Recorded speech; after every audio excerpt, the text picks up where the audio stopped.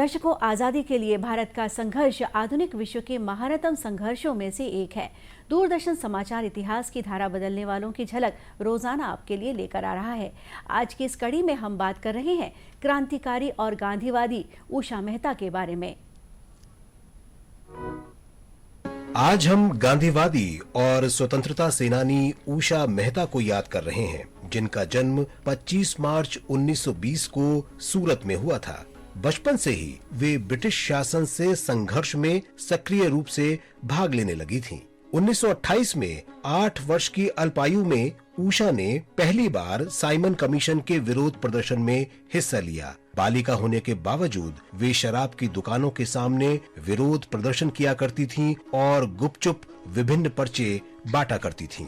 नमक सत्याग्रह के दौरान उषा समुद्र का पानी अपने घर लाई और उससे नमक बनाया। उषा ने 1939 में बम्बई के विल्सन कॉलेज से स्नातक शिक्षा प्राप्त की और कानून की पढ़ाई के लिए तैयारी करने लगी। लेकिन 1942 में भारत छोड़ो आंदोलन की घोषणा के साथ ही उन्होंने पढ़ाई बंद करने और स्वाधीनता संघर्ष में शामिल होने का फैसला किया। 1942 के कांग्रेस अधिवेशन में उषा मेहता महात्मा गांधी, जवाहरलाल नेहरू, मौलाना आजाद और सरदार वल्लभ भाई पटेल के ओजस्वी भाषणों को गुपचुप जनता तक पहुंचाती थीं। इससे उषा को सीक्रेट रेडियो स्टेशन चलाने की प्रेरणा मिली और उन्होंने विश्व के कोने कोने तक भारत की आवाज पहुंचाने में सहायता की। 14 अगस्त 1942 को उषा मेहता ने अपने सहयोगियों के साथ कांग्रेस रेडियो की पहली उद्घोषणा की।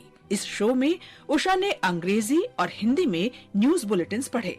हिंदुस्तान हमारा गीत के साथ शो आरंभ हुआ और अंत में वंदे मातरम बजाया गया। ब्रिटिश अधिकारियों की कड़ी निगरानी के बावजूद उनके रेडियो स्टेशन ने निडरता पूर्वक अंग्रेजों के दमन की खबर जन जन तक पहुंचाई। भूमिगत रहने के लिए उषा मेहता को बार बार अपना ठिकाना बदलना पड़ता था ताकि अंग्रेजों की नजरों से बची रहें।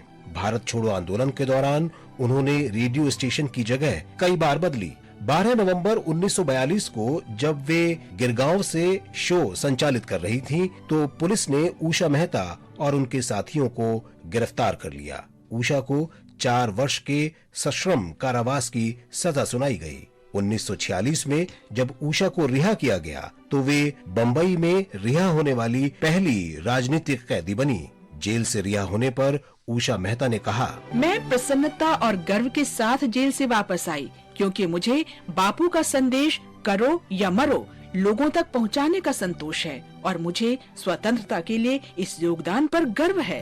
80 वर्ष की आयु में 11 अगस्त 2000 को उषा मेहता का निधन हो गया। अपने देश के लिए लड़ने का उनका जोश और उत्साह सच्ची प्रेरणा है। महान वीरांगना को शत शत नमन।